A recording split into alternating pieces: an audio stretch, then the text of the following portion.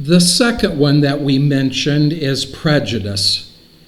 That's a hotbed item right now in the American society, and there's a lot of stupidity that is used to try to present things as prejudice. And I'm not talking about that kind of a thing. But I have had people just literally just tell me, even ministers, that have told me they don't like black people. They don't like people that are different. They hold issues with different cultures and different colors of people. And that again becomes a stronghold, because we are not able to minister to people because of our prejudices. Let me put it into a different perspective. I have said openly, if you want to go to the bottom of my totem pole in the physical realm, if you want to be the least of the least, be a child molester.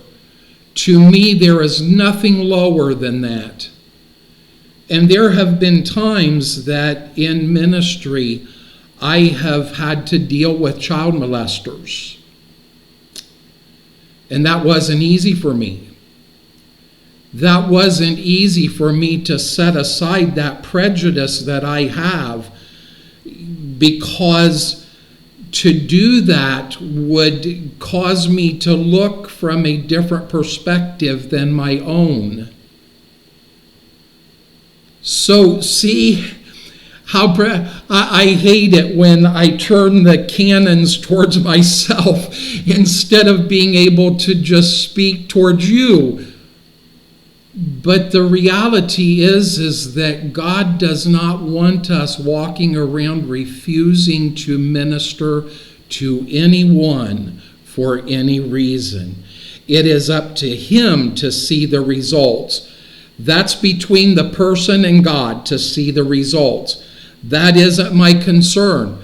But my concern is to plant and water the seed. And that seed can be anything that God leads me to. One of the things that I learned in prison ministry was a lot of times when you begin to talk to the prisoners on a personal basis, they would tell you things that just really you just didn't want to hear. And I couldn't just shut off the conversation with them and say, I'm not going to talk to you. In the same way, if you are talking to someone of a different culture or a different color, get over your prejudices. We don't have time for that.